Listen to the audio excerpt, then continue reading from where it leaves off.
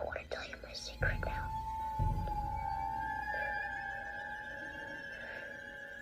I see dead people.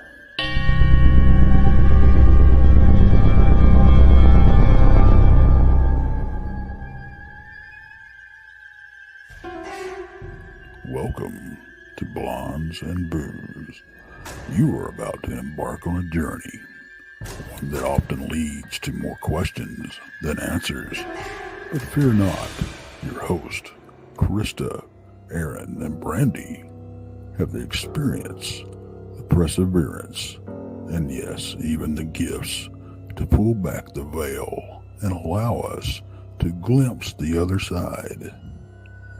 They will share not only their experiences, but will introduce you to world-renowned researchers and experiencers to help you find answers in the murky waters of what we call the paranormal. Their bonds with each other reach far beyond friendship, resulting in a pull-no-punches approach to the many subjects they explore. Their goal? To open eyes, hearts, and even minds to what lies on the other side, and the answers residing there.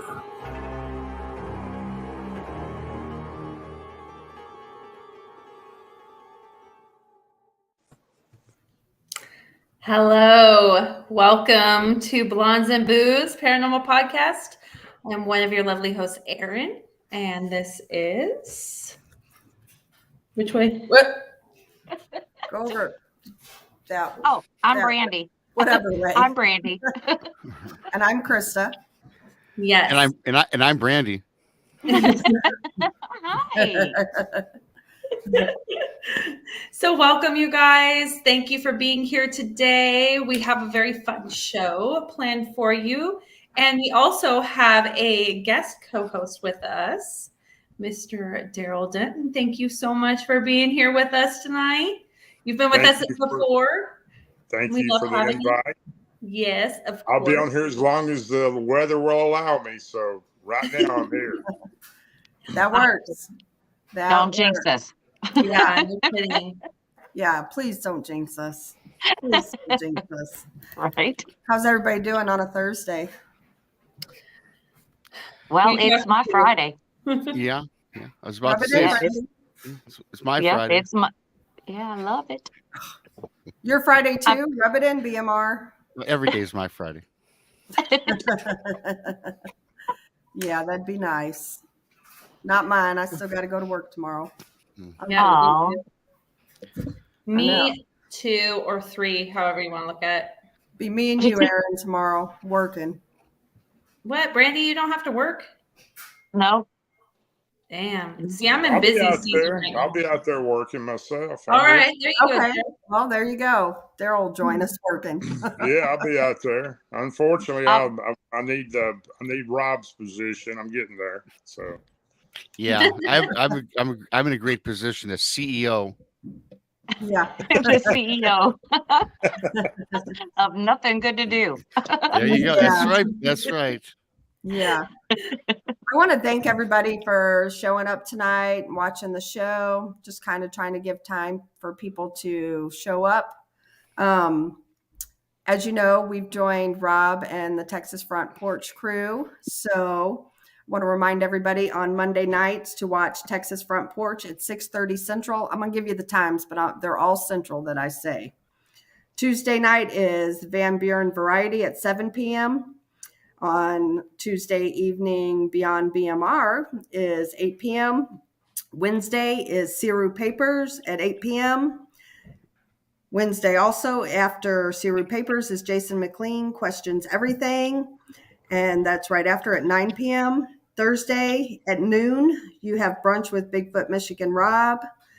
And then Thursday night, you have Blondes and Booze here at 8. And then on Friday night, you have Blondes, Booze, and the Woo. At 8. Bring it on. we go from the boo to the woo. That's it. That's right. Well, we still got the And boo in the Yeah, woo. it's a combo. It's a combo Yeah. gig. Yeah, We boo still woo. have the boo woo. Woo. Yeah. The boo woo. The boo. The boo. You know, Yeah. the first time I introduced that, you know what I said? Blondes, the blondes, the boo, and the woos. The booze. The booze and the woos. Right? You I know? can't tell It'll you take what you I a minute thought. to get it, but once you get it, you'll never Yeah, lose I it. know. It's very easy now. Now I can say Yeah. that. Pretty good. I can't tell you what I thought when Bettina tried to get me to join it. I Oh, yeah. said, I "Blind, kind of. blondes and the boobs? I Yeah. don't know who that is." Okay, no, it's not boobs. It's boobs. We are Okay. 100% G rated. Yeah, Yes. that was Well, on I Darrell's. wouldn't go there. PG. Yeah, PG, blonde. probably PG-13. Our conversations, Yeah. Usually those kind of Blonde- conversations are behind the scenes though, Aaron. right? Right. But we got no booze, Yeah. popping out. No Yep. booze. You showing no booze or no woos? Exactly. We're showing no booze or woos. Yeah. The blondes and the boobs is on Darrell's hidden channel. Yeah. Hey, don't tell everybody, Rob. It's secret. I'm sorry, buddy. Hell, you had me subscribe, so I mean I don't know. Thank you very much for Well, that one. Yeah, but it's a secret organization, so don't Yes, everybody know yeah. about it. You know, what's really funny story is really Aaron and I are not alcoholics, but when we came up with the name, it was a drunk night. Do you remember that, Aaron? I do. Yeah. We were like laughing. I don't know. Krista and I have this thing that we like to do where if we are together, we sit by my pool and we Google stuff, like things that just come to our head. And we sit there and we laugh about everything and anything. Yeah. And this happened to be one of those nights where we were just sitting there laughing and talking. And this is how it came up. And we were like, actually, that's kind of catchy. This might be a intoxicating moment that pans out well. Right. Right. So, yeah. Yeah. And when she said we Google anything, we do everything from Amish to Bigfoot. And that's a true story. Oh, yeah. Oh, yeah. And then we will randomly call people and ask them what their opinions are. Yeah. That's why we started a podcast, because it's much easier to reach the general public than it is to call people at 11 o'clock at night. Yeah, Dialing I like that random idea. numbers. Just remember, Rob and Darrell, I have your phone numbers. Yes. When I pulled up blinds and booze, it took me to a lingerie shop, and I said, "This can't be the right one." Right? Don't you autocorrect on me, Google. Right. Oh yeah, we can always blame it on autocorrect. Right. That's exactly right. It's kind of like spell check, but worse. Yep. Daryl, Yeah. I did not realize what I typed. Yeah. And you know what though? Uh-oh. And you know what is though? showing up on my screen? But it's funny though, because I think way ahead, and my brain works faster than my thumbs, right? So as I'm thinking of something, I'm just typing, and then I hit send. And I don't even bother to look at what I'm typing until I messed up. My entire sentence is totally backwards. And then I get something. Now, I did not, type that in. It's quite embarrassing when you text message somebody. Yeah. Right. I'm like, oh, they'll get it. They'll figure it out. It'll be all right. Hopefully. Yeah. I thought my mom was having a stroke one time when she was trying to do the speak and text. And I was like, what in the world is she talking about? Because it was talking about monkey butt and all sorts of stuff. And I was like, oh, God, I am so far away. How do I get to her? And I called my dad, and my dad was like, oh, your mother, she discovered talk and text. That is the best thing. Just Mhm. saying. Talk and text. For some. Yeah, for Yes. some. How's everybody's week been? All right, or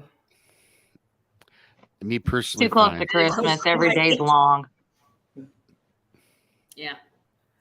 Let's just say Erin's getting her woo-woo stuff out, and I'm putting like salt around my property.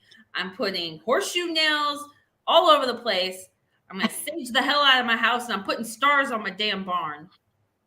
There you go. there you go. I'm done. Let's just say Miss Erin had her own little meditation with the full moon and I didn't do my woo-woo moon water like I usually do. I know it's weird, but we'll talk about that on another show. But Yeah. yeah. We had a bad week too. And honestly, I'm not going to lie. This has been an awful week for me.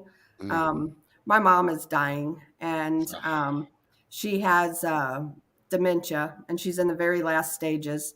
So I've been dealing with that, and it's been rough. So honestly, I could use prayers and positive thoughts for me and my family. I definitely appreciate it. Prayers So- Absolutely. here. Well, just call me. I'll be there in 3 hours. Yep. Give me 3 hours. I'll be there. It's about 3 hours for me too. So yeah, there you go. There you go. Give me, There you give go. And me that's 2 only weeks. because of St. Louis traffic. Give me 2 weeks. I'll be there. So anyway, let's just make this show fun because this stuff gets my mind off of things. So And of course, my encounter's really fun. So yeah, I know, okay, right? I've heard your encounter. I have heard your encounter, and it's sad. So BMR. we're gonna join the roller coaster, everyone. Yeah. Yeah.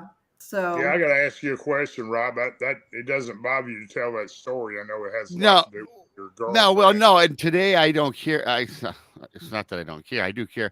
My thing is this. I've said it so many times that like last month, well, actually prior to the booze joining up with me and Tex and Jason and all, I was already pre-booked to be on the show, and which was great. I was excited, and I still am excited, of course. But a couple months ago, I said, Rob, I'm done telling my encounter story, and it's not because of trauma or sadness. It's because, it seems like I tell the story so many times.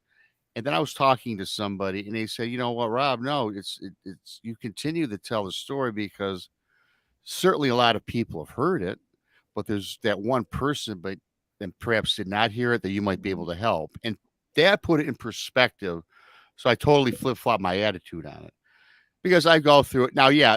In 2018, 2019, into even 2020, when I would tell the story, there's a couple of times on live shows and on some radio shows that I'm not embarrassed to say this. I teared up, welled up. In fact, one show I was on, I had to cut it off. It was on the radio, thank God. So yeah, in the beginning, telling the story, you guys, it was terrible. I went through a bad thing with this, and I talked to certain people that helped me through. Today I'm okay, and when I say that, I do mean that. I am okay today. And so when I was enlightened by being said, Rob, you always got to tell your story, man, because people need to hear it. If you're talking to 200 people and 199 have heard it, they said, number one, they're still going to listen because it's such a hell of a good story. And number two, though, more importantly, that one person that didn't hear it, you can help. And that was really the reason behind my forming my channel even was, and before I even caught up with Tex, was just to get the word out there that, you have a place to go if you're subject to traumatic encounters with cryptids. So that's how, BMR, Bigfoot Michigan Rob channel, really did form, and it was by luck. Did you actually form your channel right after that? The only reason I did is I'll give you a brief history on Bigfoot Michigan Rob channel. If you were to ask me today if I had started a YouTube channel, would I call it that? The answer would be probably no, because my name's Rob. I had a Bigfoot. It was 2018. I had a Bigfoot encounter. My name's Rob. I live in Michigan. So for the longest time, I didn't know where to go, and I didn't even use YouTube for anything. I used YouTube just to watch music. And I had all this bent up rage and hostility inside me because I was really hateful for what happened. And I admit that freely, but today I'm not. But so they said, look, you got to broadcast this. So I went on a couple radio shows, West Germer, Sasquatch Chronicles. Then I made a video, Bigfoot Michigan Rob, because I had to come up with a handle. Because again, I didn't go in chats back in 2018. I didn't even know chats existed on YouTube. So I knew to produce a video, I had to make that handle. And so and that was it. I didn't grow my channel. I didn't plan on making a channel. I just used it. I did my video. I think I had 2,000 views in the first like week. And I wasn't even looking for anything like that. I just one day I looked it up. I said, holy cow, 2,000 people saw this. But again, it stayed right there. And then I kind of was toying with the idea. Then one day, because I became friends with Tex well before any of these shows came to air. I think Tex just started out with Front Porch, and I was on his show. And then then me and him started talking all the time. Then one day I said the idea, I said, hey man, I'm starting my own podcast or YouTube show. So he came up. I said, why don't you help me out? You know, it was to be separate from the porch. So Tex came around one day. Tex goes, hey man, I'm looking to do a daytime show. Would you be interested in collaborating with me on a show? I said, I thought about it. And this is like on a Wednesday. And then we came up with a theme, an idea, perhaps a name of it. And I said, I'll get back with you like in 3 or 4 weeks. And Tex goes, that's fine. That's on Wednesday. That next Monday, he calls me, hey man, we're going live on Thursday. I go, what? So he kind of, expedited that like he likes to do. And which was great. I'm grateful for Tex for that. And our very first guest on Brunch with Bigfoot Rob, in fact, it was just called Brunch with Bigfoot. Then we reformatted and went with my name. But then our first guest wasn't even about Sasquatch. We had a witch on, I think, was our first guest. So, and then it took off from there. And so, yeah, that's the story behind how my handle got formed. So Awesome. Cool. pretty cool. Pretty cool. But yeah, but again, Darrell, to answer your question, which I know it's fine. And again, I don't mind telling the story because, if people can get something out of it, because we are here to help, first and foremost, because I certainly need the help and I would never turn a blind ear to anybody when it comes to this. So absolutely. So yeah, I'll just get on with it. This, as I said, this happened in June of 2018. It was actually, the date was June 15th, 2018. And one day I said to my girlfriend, Cindy, I says, hey, I got something planned. She goes, oh no, what's planned? I said, well, I'm taking you fishing to Lake Cadillac. I was trying to slowly break her into outdoors because she's not much of an outdoors person. So I said, look, I got this cottage. I rented this little boat. Lake Cadillac, there's other things to do. Number one, there's the beach. There's the water. We can hang out. There's a lot of shops, restaurants around there. Nice little town. But I want to go fish to show you how to fish. She's like, reluctantly, yeah, okay, sounds good. Appeasing me. But she liked I knew she would dig the scenery in the lake. So I knew I had at least that going for me. So we get up there to Lake Cadillac and, we get up there and we unpack and all this. And so it's about 10 o'clock in the morning and we get on Lake Cadillac. Now, Lake Cadillac is if you look on the map, Google map, it's a huge lake. It's in the northwest. It's in Wexford County in the northwest part of Michigan. It's up just past central Michigan, but all the way on the west side by Lake Michigan almost. And it backs up to the Manistee National Forest. So it's pretty sweet. It's beautiful. And again, a lot of things to do if you're not a fisherman or a hunter. There's other things you can do. So we get on the lake about 10 in the morning. And so we're just doing our thing. And now around Lake Cadillac there's a lot of businesses along the shoreline. There's a lot of beautiful homes. There's small industries, mom and pop shops. So it's kind of lined. And certainly other sections are just bare and kind of desolate. But for the most part, you see a lot of beautiful houses and things. So after about maybe an hour and a half, I look at her, we don't even have a nibble. And I know, oh man, this plan is failing. She's not excited. So I said, let's just start exploring around the lake. So we take the lake, again, a big lake, you guys. So I find this canal, pretty long and wide canal. So I hop on and I motor through the canal. Now that attaches to another lake, which is called Lake Mitchell, which is right, obviously connected to Cadillac. So Lake Cadillac. Now this is, again, pretty expansive sized lake. And again, this part is in the southwest, so and it's really where the forest really comes into play. It's like deep woods. There are homes around there, still big, beautiful homes, but not like Lake Cadillac. So they're distanced apart. There's actually a park. I remember distinctly seeing some red barn, dilapidated building. One of the first things I saw when I entered through the canal. And so we said, oh, this is pretty sweet. So I find a really secluded spot in a cove. And cutting through the cove, there was also like a stream that cuts through that led back into the forest. So I'm paralleling the shoreline and we're drifting. Now I'm about 90 feet from shore. So now here's where I said, okay, I said, go sunbathe, do what you got to do. I'm going to put together a tackle. So she said, okay. So I got my head down and I'm putting our rods and reels together. And she's sitting down. Then she stands up. She's standing on a boat. And then, a couple minutes since it's just myself not paying attention, looking at my gear, she says, hey, Rob, somebody's throwing rocks at the boat. I said, really? I look up. I look to shoreline. Now, what I see on shoreline is this. I see the forest, and then I see the edge of the water line, the shoreline. So, and there's really no beach area.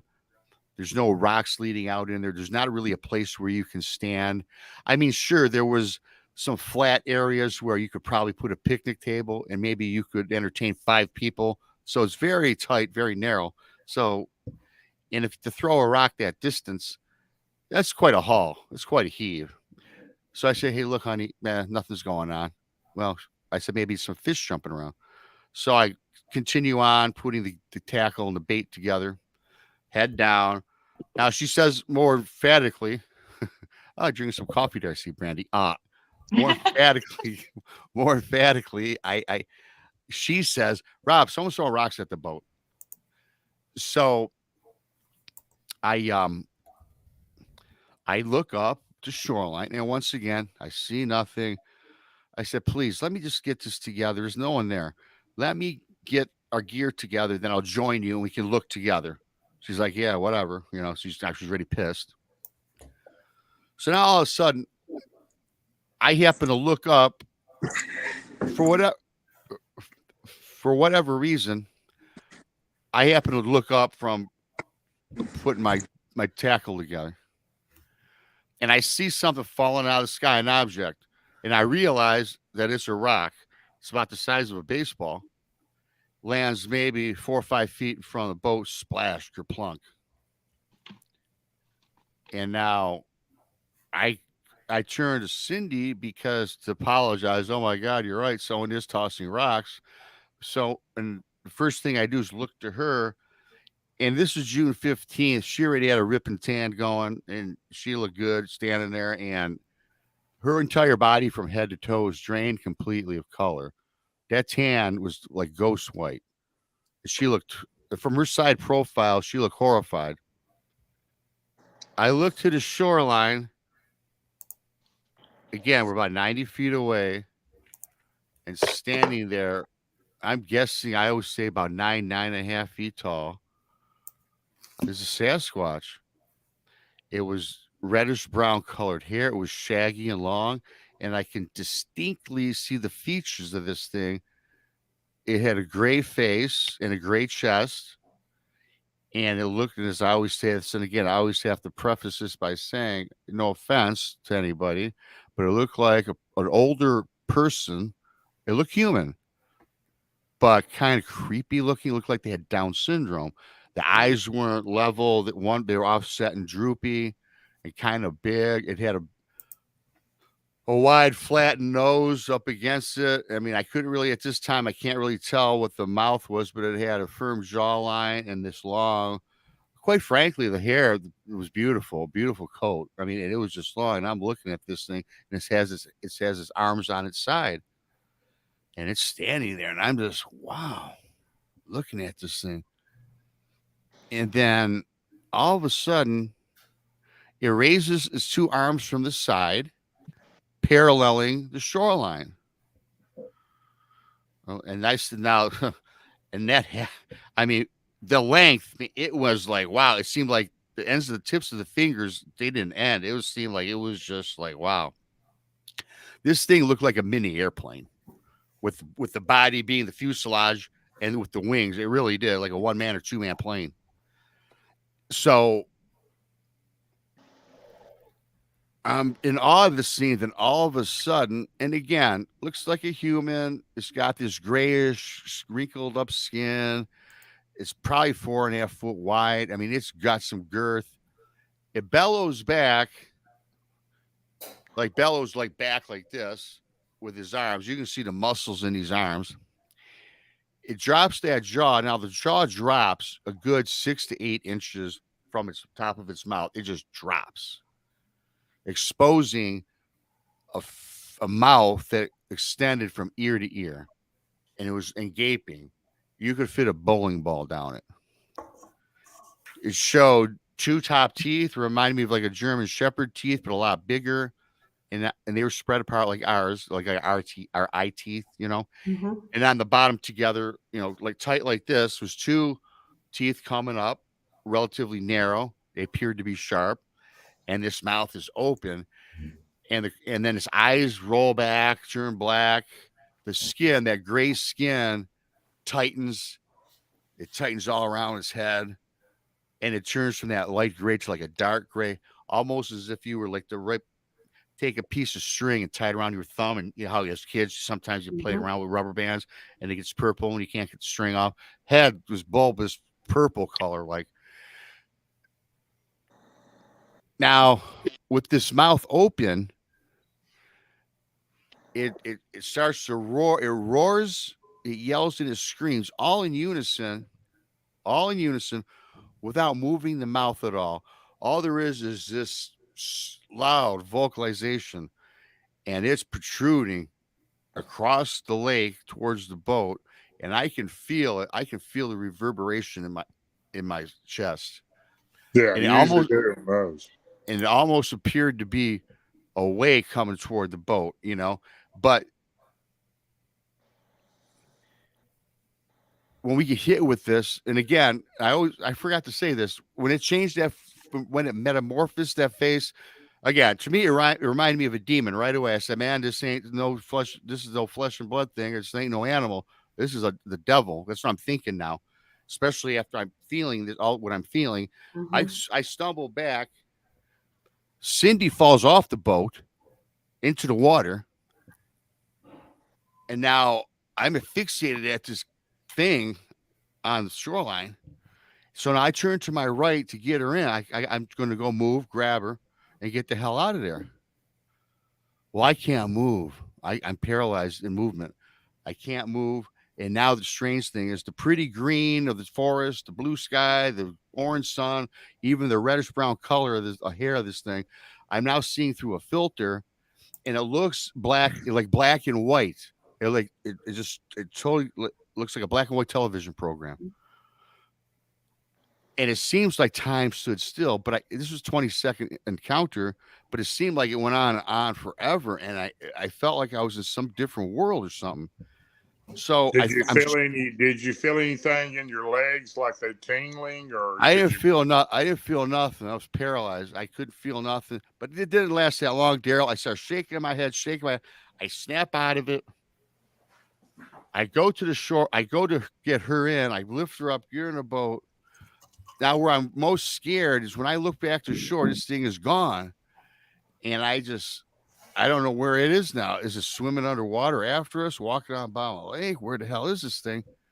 So I just get that boat we had that I had rented, zipped it around, and I, boom, opened up that throttle all the way back across Lake Mitchell, through the canal, through Lake Cadillac, all the way till I docked it. We dock it. Mesmerized. She's like shivering. I wrap a blanket around her. I had some beach towel or something in the boat. I forget.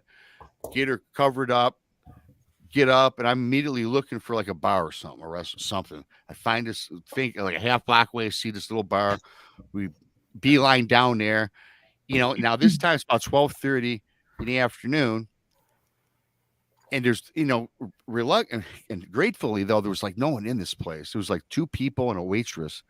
So he goes all the way back to the back left corner of the bar. We sit down and we look at each other, and barmaid comes over. And, you know, Cindy at the time, not a drinker. At least I never even seen her drink. Maybe a glass of wine once. I don't know. That was it. She gets she's right immediately she goes, I'll take a bottle of Bud Light and a shot of Jack Daniels. The lady looks at me, barmaid, waitress, and I say, I'll have the same, but make mine a double. So we're still not saying nothing. She brings back the drinks. 2 shots in front of me, 2 bottles of beer. She got her shot. She picks up that shot and she takes it down like a champ, like a professional drinker. You know, never seen her drink a shot. Swallow that thing down, grab that beer, gunned half of it. I'm like, damn, baby, I'm impressed. So, and then she goes, hey, Rob, what do you think that was? And I say, I have my thoughts, my suspicions. I said, I don't know, baby. What do you think it was? And she says, I think it was maybe that Bigfoot creature. Now, she and I never talked about Bigfoot while we were together. I knew about Bigfoot many years ago by watching the Patterson Gimlin film and search of, but we never discussed it. And I say, yeah, you know, I think it might be, but I'm still not thinking that it's Bigfoot because I'm still processing that it looked like probably a Bigfoot in the beginning, but what the hell was it afterwards, right? So I say, yeah, I think it was. I think it probably was. So needless to say, and then she says, should we call the DNR, the authorities, and report it? I'm thinking, you know, it's probably not a good idea. They probably laugh at us. Now we'll be leaving a bar, telling them a story. They know we're not local to Cadillac. So we're like, well, we didn't. Unfortunately, we had this beautiful weekend, and we left. I mean, we left the bar. We went back to the room or the cottage where we rented and chilled. And you know what? It sucked the life out of us. We just got in the truck, came home. We got home. As soon as we get home, man, we're on the computer. We're on the internet, right? Surfing YouTube, and we're typing in Bigfoot. We're talking monsters, typing all this stuff in, just doing all this like armchair research at the house. And then, yeah. And so then, you know, it was just crazy. Then all of a sudden my life really got screwed up because August 18th of 2018, which is actually 2 months and 3 days later, City dies. What? So, yeah. And, you know, I had to ask her ma. You know, we weren't living together or nothing. So her ma called me.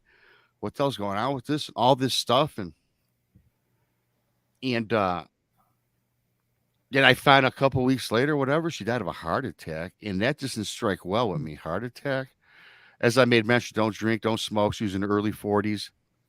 I mean, there's just no way, healthy girl. How does that happen? So I'm thinking, now all of a sudden I'm thinking that damn beast did it. Because when we got hit, I see someone put infrasound. This is much stronger than infrasound. Yeah. I tell you what, I know what that is. And I'm thinking that when we got hit, that reverberation, maybe she's so little. She's 5'2", 110 pounds. I'm thinking her little insides just got all jumbled together somehow. And they're not saying anything. I'm thinking conspiracy theory all of a sudden, but back then. And so I just blew that off as that. I didn't really investigate that. But then I agreed for the longest time, you guys. I owned a bar at the time, and I went to my manager. I said, look, here's the deal. I ain't coming to work for about 6 months. Just take all my money, put it in the bank. Don't rip me off. And 6 months later, I did go back to work. And he didn't rip me off, which was great, or she, I should say. But I still wasn't good. So it took me a couple of years. So I've been talking with different people, you know, in the field and getting a lot of opinions, a lot of theories. And I still have all these different opinions and theories thrown at me. So, yeah, you know, that's, you know, for me, my Bigfoot encounter wasn't the happy forest giant that everyone talks about. It was Right. something that I wanted to go back to Lake Cal. If I would have had a bazooka in my hand or a flamethrower, I would have went back immediately and blew up that whole forest to kill Right. that thing. Right. And I mean that. I don't, and I'm not, I say that, and I mean when I say that, I don't have no regret saying it. Today, however, I'm a lot better. and I've I been- don't, and I think that I don't think it was Bigfoot. I just don't know. I think maybe things happen for a reason, and maybe it's why it set me on this path I'm on today, right? Hmm. I know I've been Absolutely. hit by those I call them hyper sounds, is what I call them. And I've been hit by those several times, and they really do something to you. Now, you had a more different one than I've heard of because you said everything was black and white. Oh yeah, it was. Yeah, Did she get hit also? Did she have the same type of symptoms? I don't know. I never discussed her. I knew that I didn't even ask her if I that she when we both got hit. I stumbled back. She just fell in the water. So didn't even ask about because my symptom was the black and white thing. Didn't even ask her. She didn't make mention of it. Hell, there was so much going through my brain. We never even brought that up. And that's just how we kind of left it. And we didn't even want. She didn't even want to talk. I couldn't get her to say anything about that encounter. But she was diverse. She was very diligent and on the web though.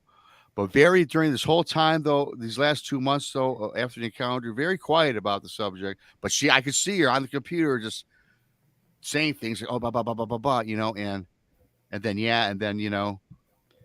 hell, 2 months ain't a long time to really sit down and dive into it. Then all of a sudden that happened, and I kind of really for a little while there, I kind of blanked the whole thing out of my mind, Right. And then I kind of talked to people that said, "No, you got to talk about it." Talk to people in the field because I do believe that talking about your experiences, whether they're good or bad, is good therapy, and so it did work as therapy for me, especially when somebody tells you that you're not crazy and you saw something. I didn't think I was crazy, but I thought people would think I was crazy for Yeah, I coming went up through and the telling same him that thing. story, I know exactly what you're talking about. Back my first sighting, no, if you talked about it, people thought you were crazy. So Yeah. that was back in '92. But I've been hit by those things before, quite a few times. I don't know an exact number, but I know that it does happen, and it's the strangest feeling in the world too. It's hard to even explain what it's like. But let me ask you a question: I don't want to bring up bad thoughts, but had she had health problems in the past, or? No, like I said, perfectly healthy. I mean, not that I knew of. If she did, she never told me. Her mom didn't tell me. Again, like I said, she was a fitness nut. Didn't smoke, didn't drink. Yeah, gotcha. So, Crazy. no, Yeah, it's terrible. What year was that again? 2018. Okay. June. Well, she died. Well, my encounter was June 15th of 2018. She passed away August 18th. So Rob, I'm gonna interrupt you real quick. Erin's been messaging me, and that's why she's off. She's actually picked up your girlfriend through reading. And so if you want to wait until after the show, she said she'd be happy to give you the reading, or it's up to you. So just to let you know. All righty. That's awesome. So That is yeah, awesome. that's why she went happens. MIA, and then I was talking to her on the phone, so why I went blank. But yeah. So Yeah, it happens. if you want to hear it in private after the show, we can even get off. Yeah, I don't think I can handle it live on air because I almost cried just there. Yeah, so we won't do a live on air. Aaron, after the show, then you can give him his messages. You're Hey, thanks for telling the muted. story, Your mic. Rob. Your mic. Turn Rob, your thank- mic on. Sorry. Okay, did you There's hear another one. Yes, that's fine. I actually would prefer that, to be honest. Just Okay. I just had to let you know. I started writing as soon as we started all talking. So I figured that's where you went. I was like, oh, where's Well, I she know that's going? Where's she doing? Aaron's texting me, and I know. Okay, It's just- crazy. I Anyway. appreciate you telling the story, Rob. Yeah, yeah. very good. But and Rob, I think I would have been the same. I think I would have blamed that creature Mhm. 100%. Yeah. You know, because if she was healthy and there wasn't a problem, there wasn't anything, and then 2 months later after this incident, I think I would have done it too, and I would have been angry for a long, long time. Right. Oh yeah. You know, I I would had agree. yeah. I felt like I didn't know what to feel. I felt like a bad person because I really was vengeful. I didn't even like anybody at the time. You know what I mean? I was just like, don't talk to me. I didn't even go to work, like I said, 6 months because I could not handle work, or I probably would have been a prick around everybody. You know what I mean? If someone Yeah. would have died, just die. Hey, listen, that's terrible, especially when you're younger. And I guess how should I say this? Death is not a good thing anyway. We all remorseful friends, Mhm. relatives, moms and dads. I get it, especially if you know that they're ill and you can maybe help prepare. Even when you're prepared for a death, it still hits you. Yes. This happens so fast, and after what we experience is really now that was a traumatic thing, right? And I'm blaming it on this creature. So Hmm. yeah, thanks, be kind. I know today again, everybody. I'm not freaking out. I thank you for the love and support. I'm good today. But, you know, I did, God, what Aaron just, you know, anyways, I'm kind of thrown off now, but yes, that'd be kind of cool. So anyway, that is the It just encounter. happens. Get used to doing shows with Aaron because Oh, that God, kind of I thing My know. God, happens with I was her. gonna It's like, say I you're know. yeah, on blondes and booze. It's gonna happen. Sorry. Blondes and booze is Yeah. it's yeah. yeah. I didn't mean Expect for the that to unexpected. happen. That's all I can say. Sometimes those things just happen, and I just have to let it. It's like holding a fart in church. That's the best way to describe it. If I don't get it out, or I don't at least say like, hey, I'm picking up something, I will explode. And that's why I had to keep like going off camera, because I was just like, I had to get up and move around because I'm like, Well, I don't know what to do. well, I thought it was boring you, to be quite frank. No, No, not I at was all. like, I was sitting there going, I don't know what No. to do. I have to get my wiggles out. And I turn into a toddler where I start like just Yep. getting antsy. So, anyways, I'm sorry, but yeah, Yeah. that's what happens when you come on the show sometimes. Yeah. Guys. Very, very good. Surprise. So after the That's show. what you get. Yeah. So yeah. So Wow. anyway, after this had all happened, and I don't want to say this, but when you came to terms with what had happened Yes. and you returned to work, tell us what started happening after that Well, you with your know, little experiences. I had quite a few experiences. Well, I know what you're referring to, I think, and I've told people this many times. I started seeing more and more things. I got to preface this though by saying when I was a kid growing up, I always thought I saw ghosts and stuff, right? In fact, I know today I know I did because I figured it out Hmm. as an adult. But as a kid, I thought I was either dreaming or seeing ghosts, you know. Today they were ghosts, I know it, but we won't talk about that part of life. What we'll do is, well, I guess it all kind of coincides because I also saw ghosts when I was married, right? This is way before Bigfoot. And then after though, let's talk about the after because the after is more the scary part. Hmm. Because prior to Bigfoot, I saw things, but I wasn't scared of them. They were apparitions and they were other things, shadows and stuff. But after I would start, I'd be sitting like in a chair. And I've told this again so many times, but I know a lot of people haven't heard it. I was sitting in a chair and this mist would start rolling down my hallway, you know? And and I'm like the very first time I seen this, I was able to get up out of my chair and kick at it. You couldn't, but it was like very light and I looked, it was very, very dense, very you could see through it. I thought it was strange, and I got up. It kind of went away. And I looked back at where my furnace was, and I smelled and stuff. I'm like, yeah, no big deal. So that was not really a big deal. I just thought it was weird. It was late at night. I said, "Yeah, my eyes are playing tricks on me." I go back. I sit back in the chair, and I'm watching TV. And whatever the program was, it was nothing spooky or nothing like that. It was just a show, and it was about 2:33 in the morning. And now I happen to look down the hallway, and here comes this mist.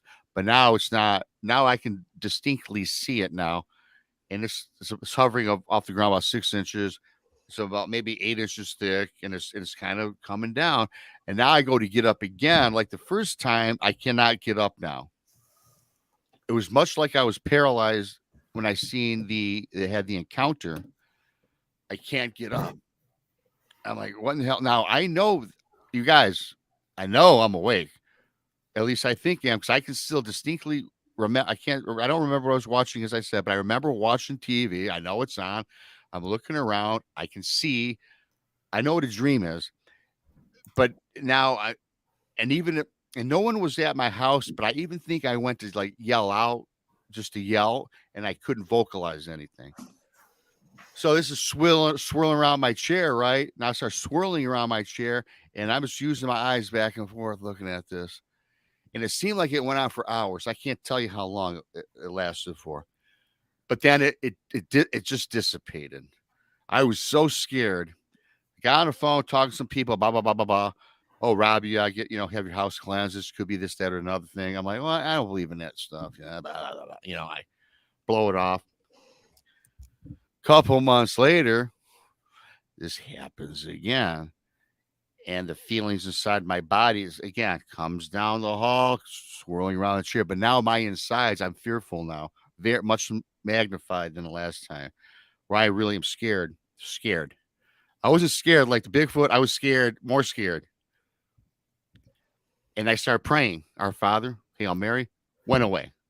Mm-hmm. Then you bet your damn ass, I called my friend up again. I smudged the house, had it cleansed, yada, yada, did the windows, everything. Hasn't happened since. And that was maybe a year and a half ago or so. So that was probably some evil force, I guess. That's what I'm thinking.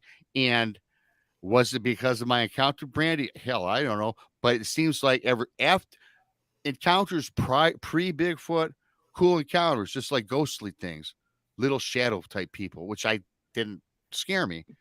Everything after, though, has been crazy nuts, right? And I've seen ghosts in the bar, like I told you guys. But now those were happy, friendly too, though. But it seems like I can sense and pick up on things a whole heck of a lot more.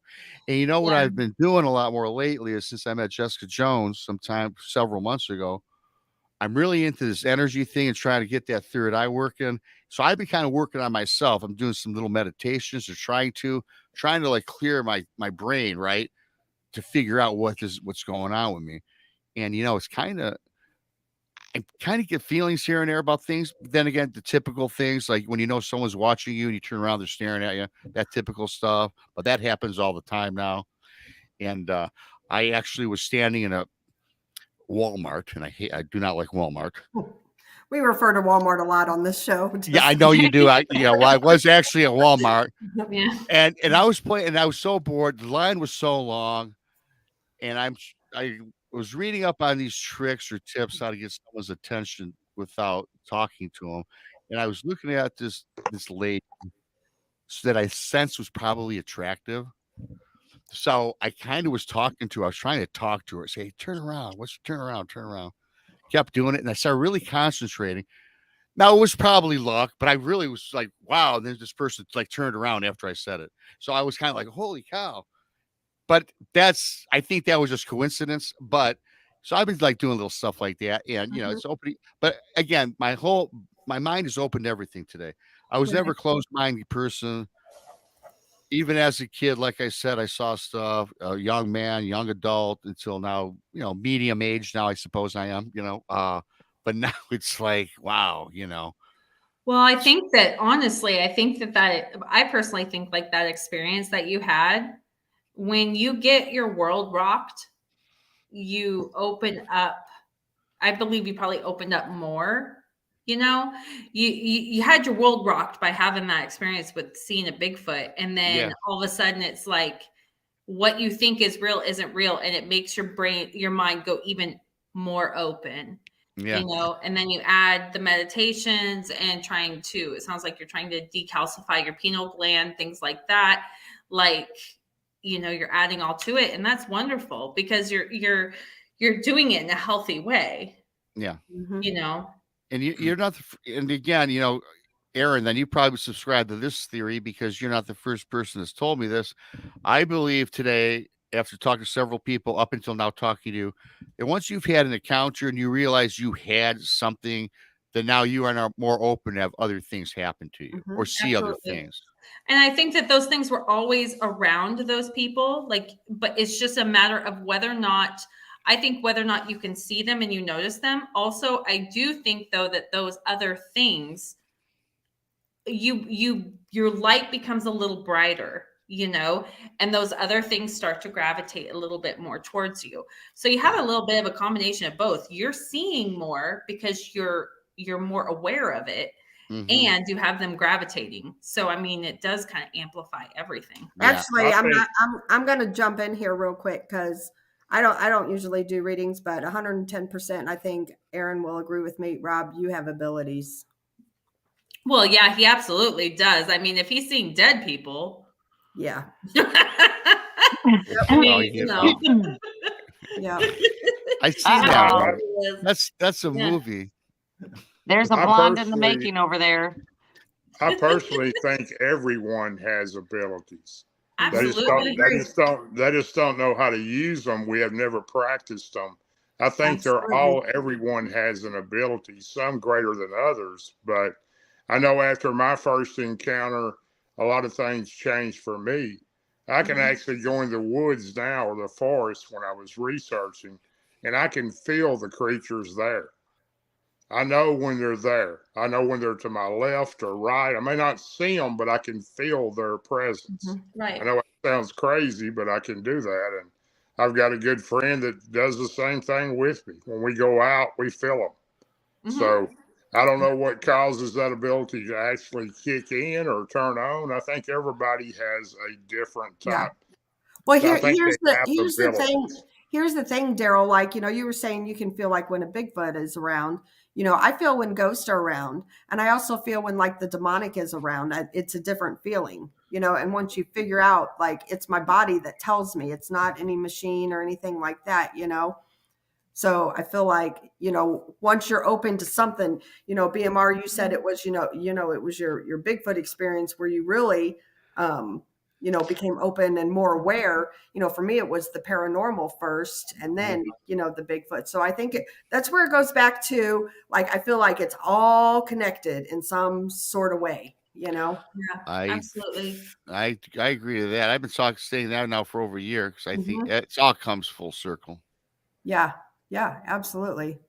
Well, if it's not like with the entities themselves, whether it's, aliens, Bigfoot, cryptids and ghosts, I think it still comes full circle because of the experience. Yep. You are seeing something, you are experiencing something that we are told in society does not exist. Mm-hmm.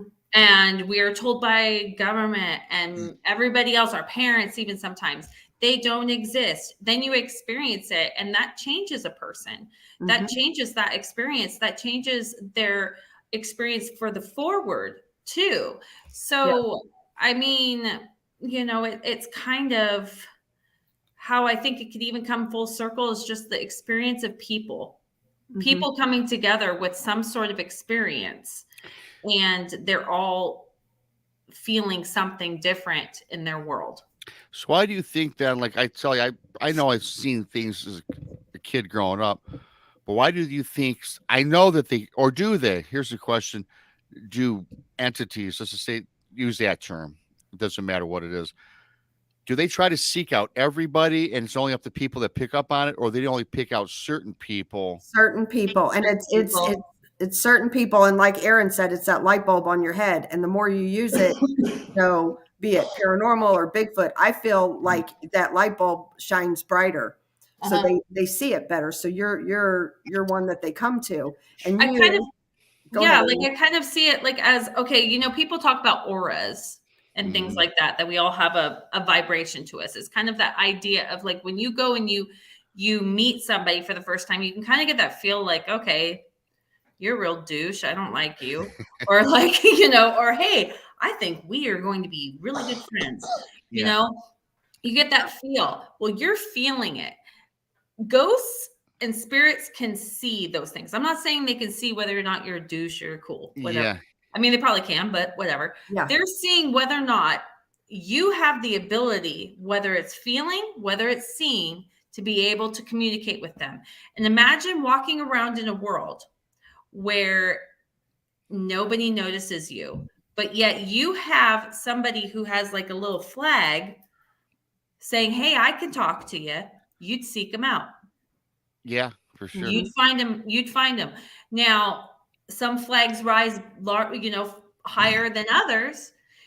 So the ones that are really waving huge flags, they're going to go and they're going to run to that one first. But the line might be way too long. So they're going to go off to the next one. They're like, oh, that one's got a flag. That one's got a flag. I'll go over there. So they do gravitate towards those people, I would say, first. Mhm.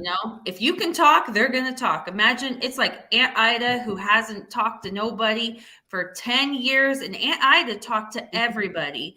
And Aunt Ida would go and talk to the damn grocery store bagger.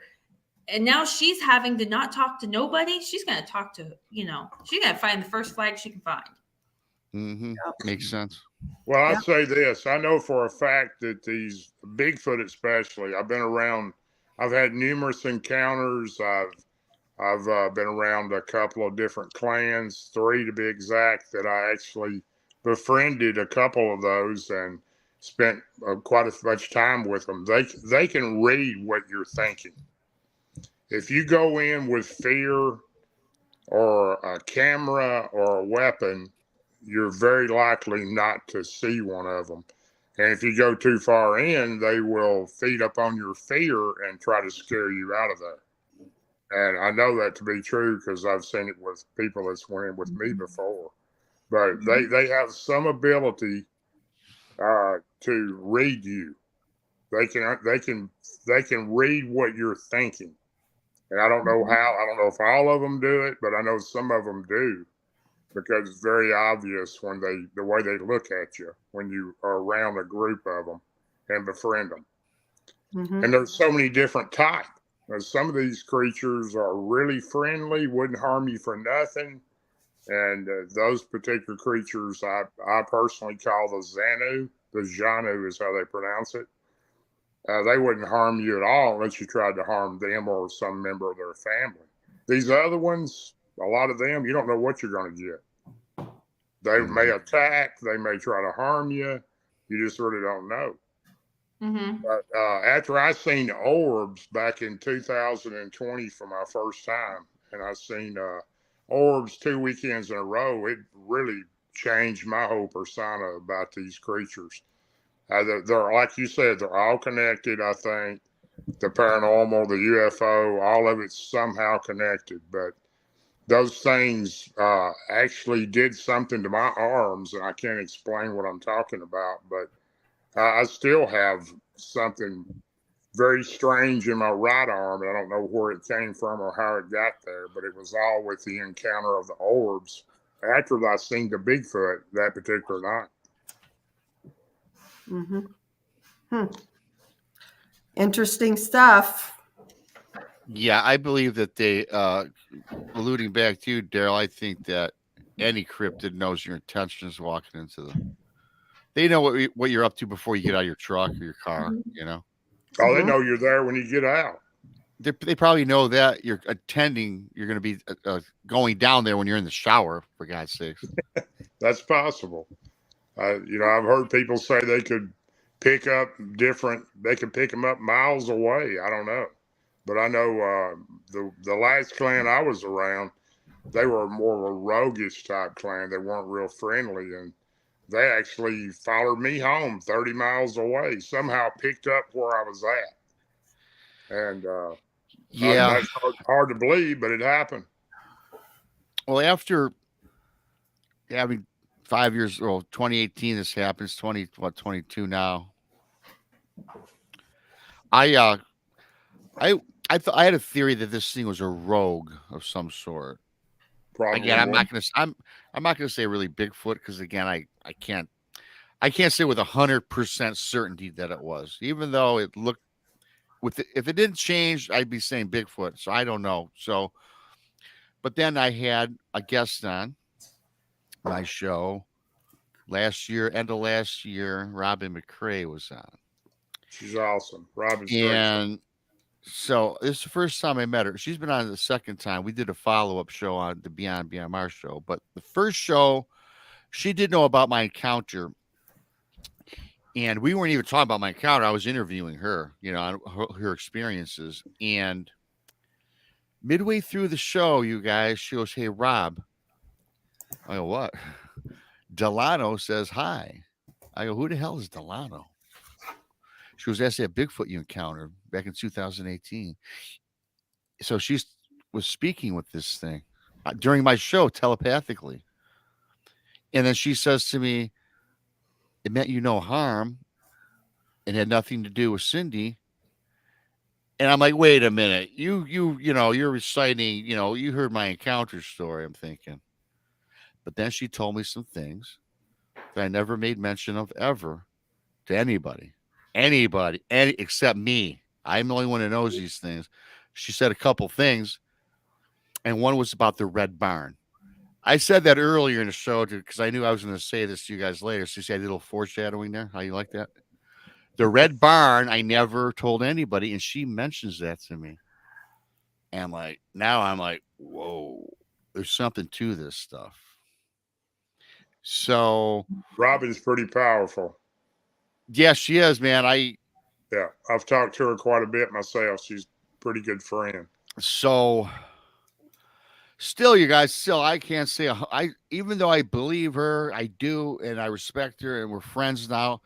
I still have that glimmer of maybe it was a Bigfoot that turned into a demon, because I still can't get that out of my mind. I really can't. Mhm.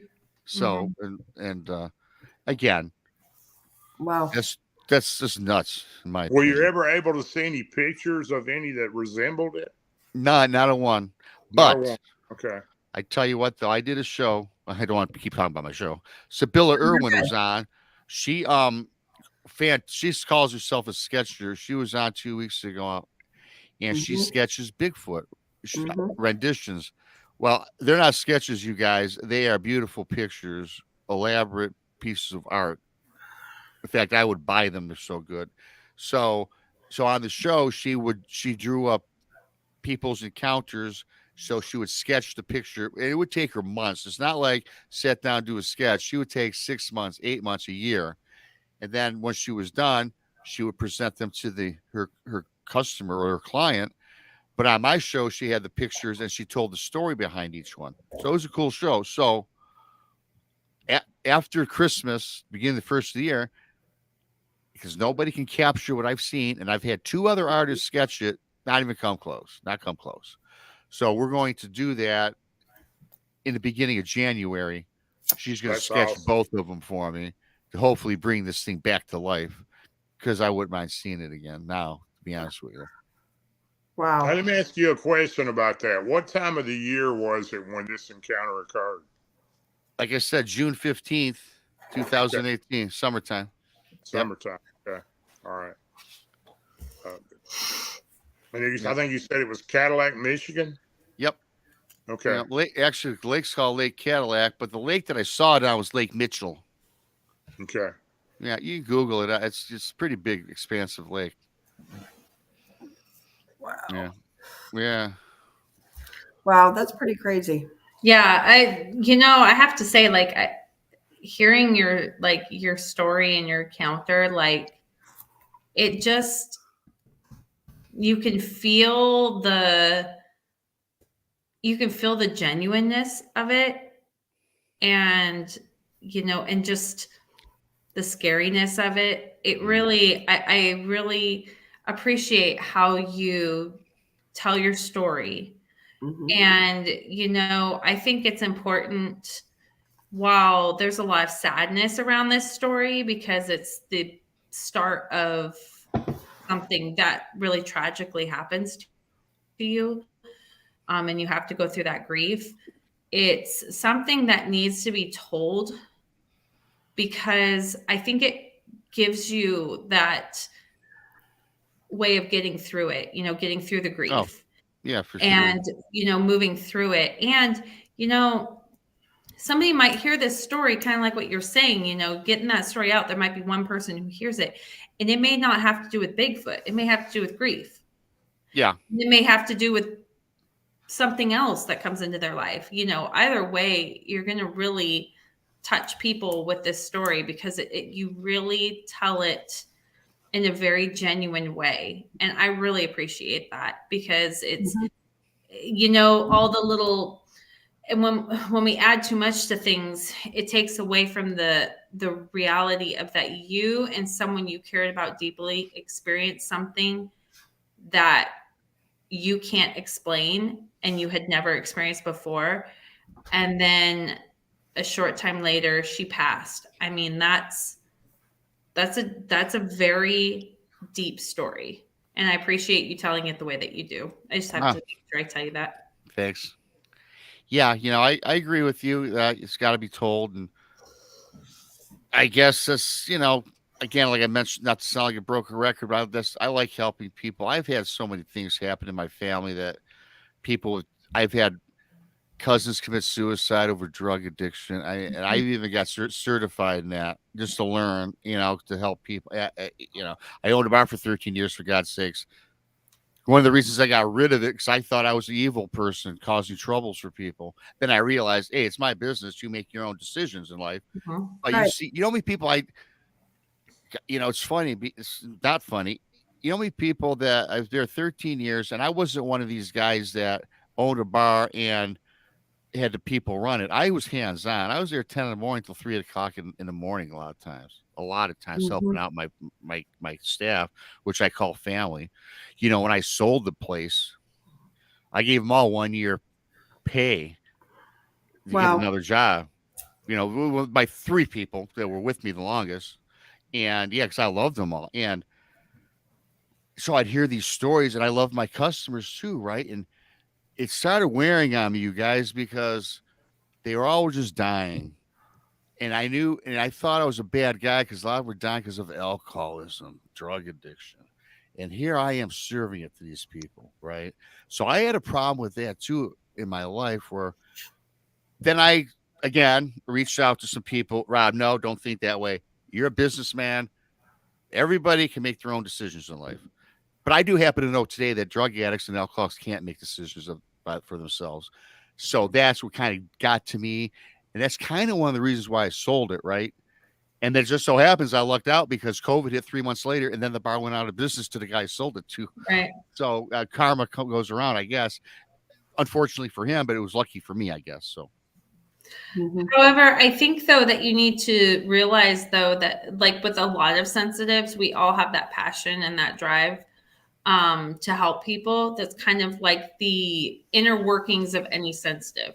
They want to help. They may not know how, but they want to. They have that need to help people. You may have been in that situation of the job that you had for the reason of helping, talking. Every bartender knows that they are not just a bartender, they are a therapist. Counselor. They are a friend. There's so many different things. And, at the end of the day, kind of like what you said, we have to make our own choices. You as someone who has an addiction, they have to make that choice for them. They have to find their bottom. And sometimes the bottom is not what we want to see for somebody. And it's sad. And it's a disease, and it's a horrible one. And it's very sad to watch people go down that. But sometimes, you don't know how many people, even though you were maybe serving them up a glass of whatever, maybe that was their last glass. You don't know. No, I don't. You don't. You can't worry about it either. Right. Yep. But again, that's kind of a thing of sensitives, just saying. Wink, wink. Yeah, I got you. We learn different things every day, don't we? What an adventurous day it was. Very much so. So I'm just going to throw this out there real quick. People out there in watching tonight, do you have any questions for anybody here on what on the show tonight. Do you guys have any questions or anything? Because we'd love to be able to answer any of those for you guys. Yeah. Because people got questions. Yeah. I got questions, but I don't know. So ask away, Aaron. Okay, so I don't know a whole lot about Bigfoot and stuff. I grew up in Washington State, where they talk about Bigfoot. They have like little festivals and stuff, but Have you ever even been to a festival?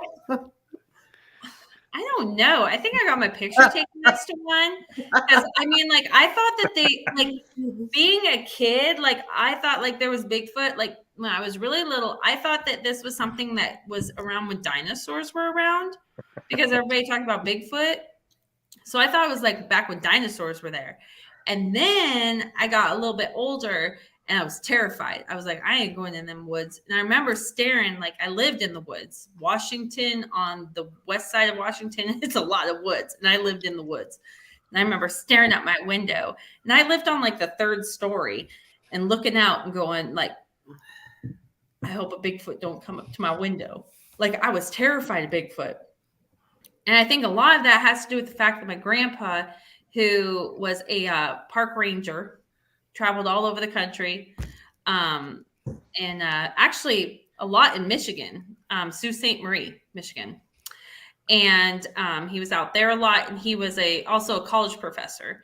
So he was all over the place. And I remember asking him, is there really Bigfoot? And I remember him telling me, the woods out here are so big, who knows? And I remember him telling me that bears, when they die naturally, because I think I'd asked him about bodies or something. And Can I interrupt you real quick? Yeah. I want to answer Chad real quick. He asked you, Aaron, are you on youtube.com? How can we follow? So Chad, she is actually Blondes and Booze, and then on Facebook. And then on Facebook, she also has psychic medium Aaron Eck. The only YouTube is the Blondes and Booze. So yeah, so I'm on Thursday and Friday with everybody. Yeah, and you can also email her at blondesandbooze@gmail.com. Yeah. All right, go ahead. And you can also message me on my psychic medium page, Aaron Eck. Yep. You can message me on there. But yeah, so I remember asking my grandpa about what about bodies? How did they not find one? And he was like, bears, when they die of natural causes, we don't find them. If we find a bear out in the woods, it's usually been poached. Right. So poached, shot. Bears are pretty protected in Washington. So, that's a very liberal state, just saying. So right. Bears are pretty protected out there. You don't go shooting bear. So, yeah. So I remember that. When a bear animal gets injured, though, they go and hide. They go and hide, and normally, especially for example, a deer, if it gets shot and injured by a hunter, it's going to water first. Right. So you go toward the water, and a bear or any other type of animal that's injured will do the same thing, and then they'll find somewhere to hide and crawl up under a tree or something. That's a lot of the reasons you don't find them. Right. So, and how many of us have had a cat or a dog over the years growing up, where once they get real old, all of a sudden they disappear. And it's not because mom and dad took them to the farm where they go play with other little doggies and all that stuff. It's because they go off into the woods or they go off somewhere and all of a sudden they're gone. We've all had that pet that's done that. If you had pets growing up, now all of a sudden they go off and go off and die. Yeah. They go off to die. They go and die in peace. Native Americans, a lot of them would do that as well. It's a very, I think, a very biological feel sometimes. They want to go and be in peace. They want to go and just be in the quiet. They also don't want to burden their family. It's a protective nature thing. So, with bears and stuff, they go and they hide in caves. They go where they hibernate. It's very difficult to find those things, and rightfully so, because when they're hibernating, they're in a very vulnerable state.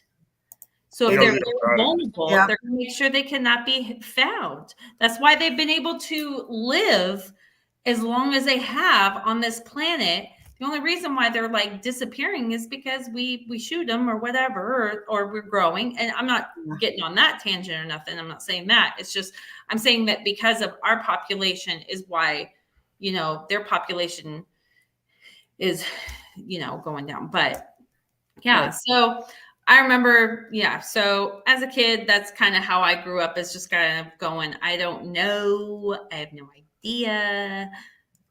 They talk about them and we have festivals and, you know, we take our Mhm. picture next to big giant wooden Bigfoots. They're carved out of a Yeah, we log. got those in Missouri. There's a big place in Tipton, Missouri. Whenever I drive through to come to your house, Aaron, there's Yep. a big old Bigfoot Sasquatch looking thing that, you know, you can stop and get your picture Yep. with. I just think it's so funny. Like I thought that maybe only Bigfoot, like as a kid, I thought only Bigfoot would live in Washington. And then I move out here and I'm like, what the hell's a Momo? Momo money. I didn't know what I was Yeah, like, I have no idea what this is. And I was like seeing pictures. I was like, well, that looks like a guy in one of those hunting like Ghillie suit or something. yeah, I didn't understand. I didn't know what in the world it was. So, I mean, I find all this very, very interesting.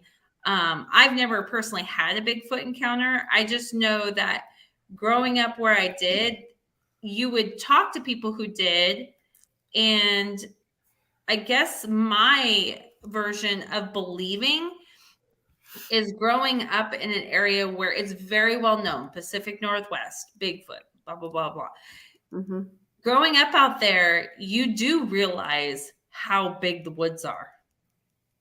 I mean, here you have big areas of woods. There, it's hard to explain. You go to big cities like Bellingham, Washington. I would drive from Oak Harbor, Washington, which is on an island. I lived on an island that had lots of woods, then the water. I'd go off of the island and drive up to Bellingham a lot.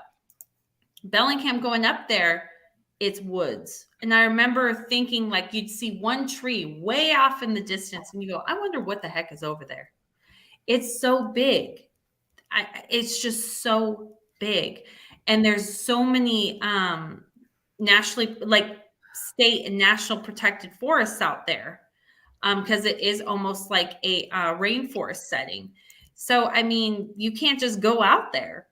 There's a lot of protected areas. You can't go out there and just go traipsing around and you could get lost. People get lost up there. There's mountains, there's caves. Up in Washington, there's tons of things called glacier caves.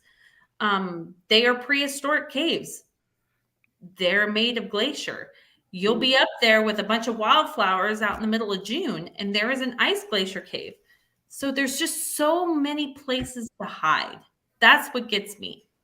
There's so many places to hide, and it's such a mysterious place to live because there's so much ecological changes. It's just crazy.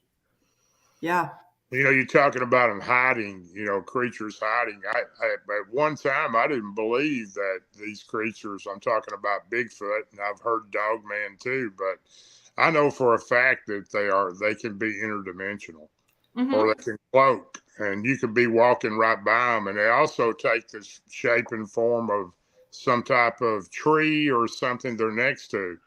I've heard people say they're a lot like the gecko. They can change colors. I don't know about that, but I've heard, you know, researchers say that. But I'm sure that we've walked by many of them in the woods and didn't know they were there.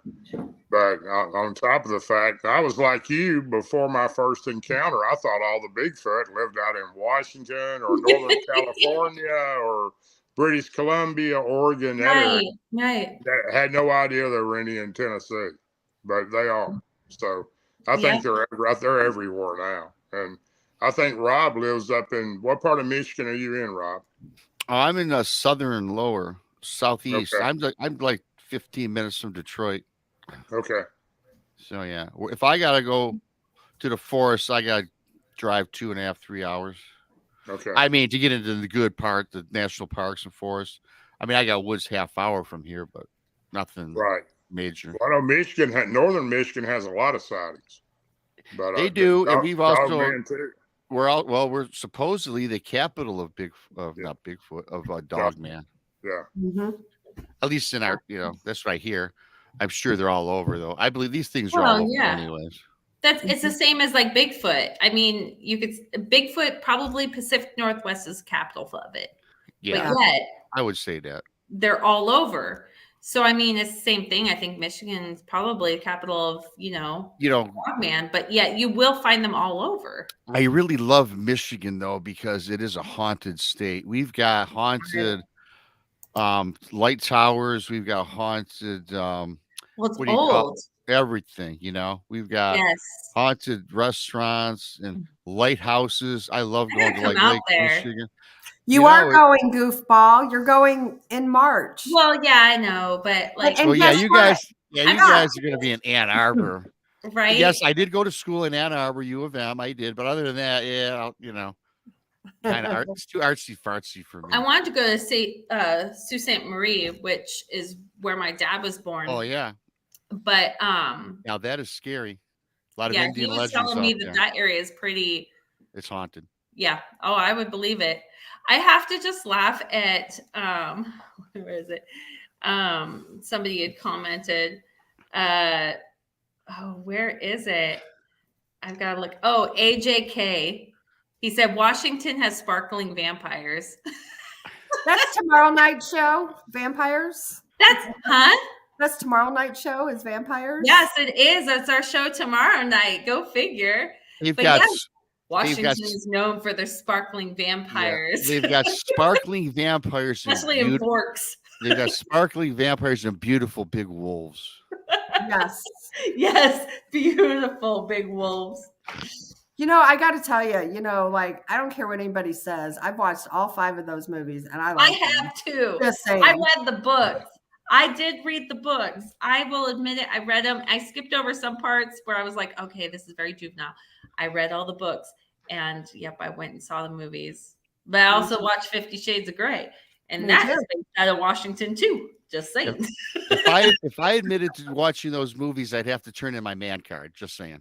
Which one? 50 Shades of Grey or no, not that one. The other one. Not that one at all. Say not 50 Shades of Grey because that could. That. No.